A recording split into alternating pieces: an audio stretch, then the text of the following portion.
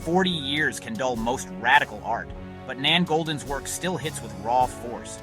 The Ballad of Sexual Dependency, now celebrated in a major London exhibition, hasn't lost its power to make us feel like voyeurs to something deeply private.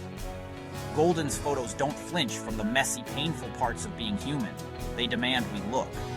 She turned her camera on her own life and friends, capturing real moments, wild parties, heartbreak, and the quiet aftermath. Her work is a diary in images, a raw, unfiltered look at people searching for connection in a bewildering world.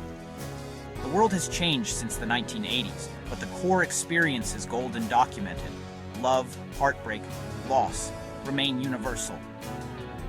She gave voice to a generation on the fringes, but her honesty makes the work timeless and urgent. This essay explores the ballad's journey from nightclub slideshow to iconic art, and why it still matters. We'll meet the people in her photos, see the world they built, and witness how Goldin's gaze changed photography forever. She captured both the difficult and the tender, making her personal chronicle a powerful public statement. Goldin's legacy continues to inspire and challenge us 4 decades on. At its heart, the Ballad of Sexual Dependency is about relationships, love, sex, desire, and belonging.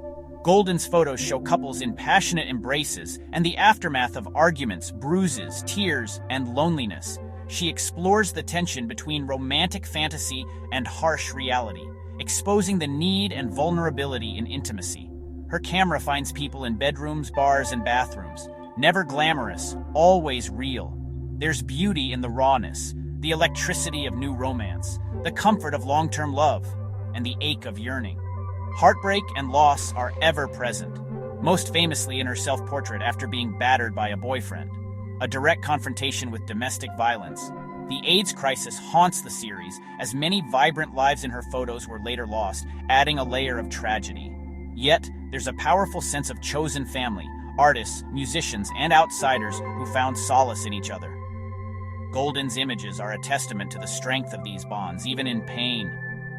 Her ballad is about more than sexual dependency. It's about our deep need for one another.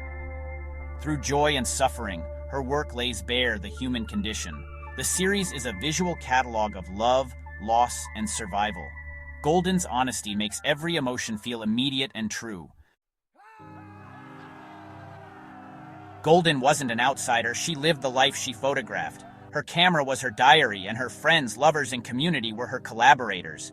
She captured their lives in ordinary spaces, New York apartments, Berlin hotels, backyards, and beaches.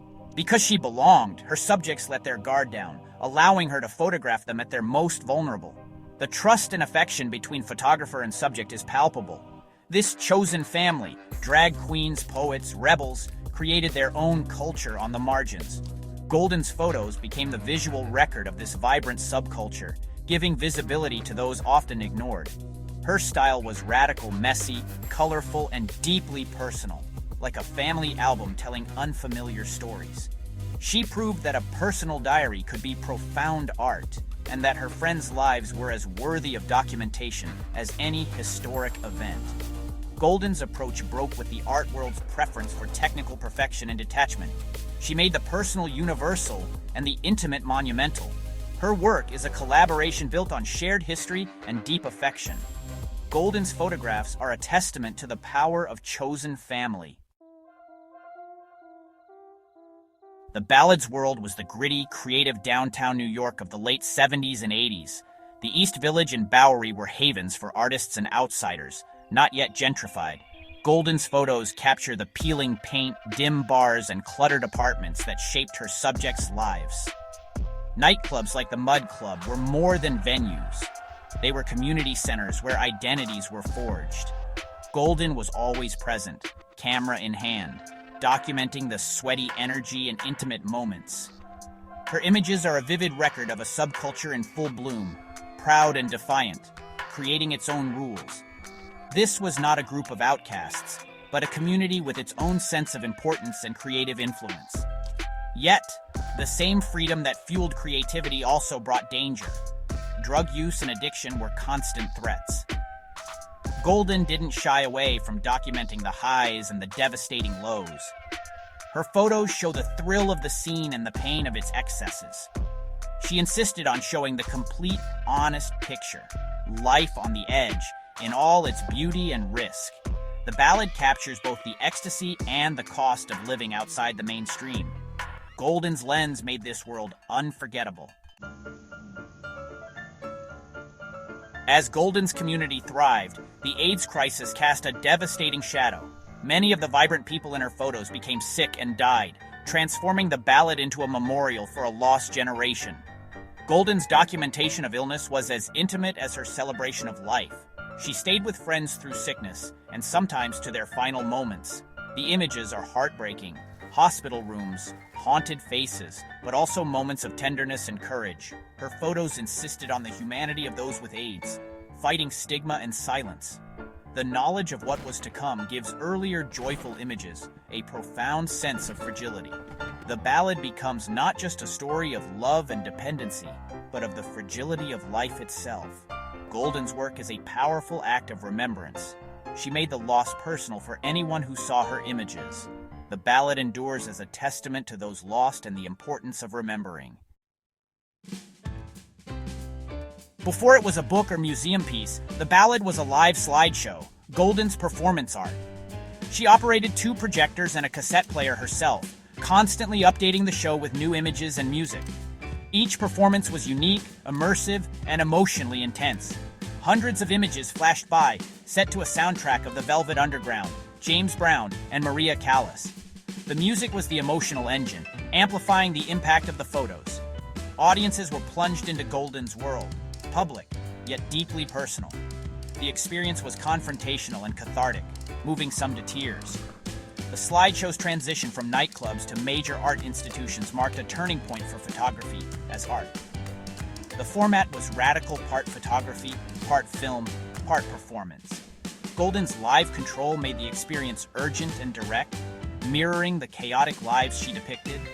The constant flow of images captured the messy, continuous nature of real life. The slideshow was the perfect medium for Goldin's story. It was a living, breathing work of art. In 1986, the ballad became a photo book, reaching a wider audience and cementing Goldin's reputation. Translating the slideshow's energy to print was a challenge, but Goldin carefully sequenced 126 images to create a narrative flow. The book's structure, with titled sections, nods to its musical origins. Flipping through the pages became an immersive, private journey through Goldin's world. The book remains a classic, inspiring generations of artists and photographers. The ballad continued to evolve, with Goldin re-editing and presenting it in new formats. Museums have preserved versions of the slideshow, and major exhibitions keep the work alive. The ballad is not a historical artifact. It's a living work that still speaks to new audiences. Its story of love, pain, and connection is timeless. Goldin's vision endures, as powerful now as ever. Goldin didn't just document a subculture, she changed photography itself. In the 70s and 80s, art photography was formal, black and white, and emotionally distant. Goldin shattered those conventions, proving the personal could be profound art. She championed color photography, using rich, saturated hues to evoke memory and emotion. Her snapshot aesthetic, blurry, harsh, intimate, was a deliberate choice, making viewers feel present in the moment.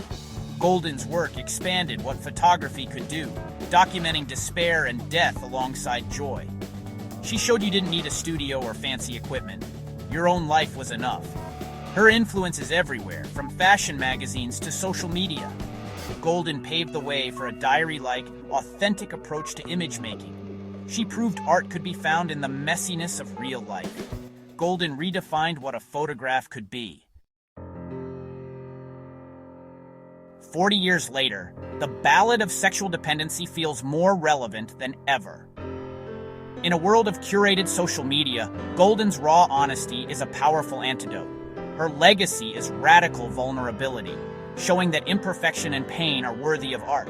Goldin's work gives us permission to be human, flaws and all.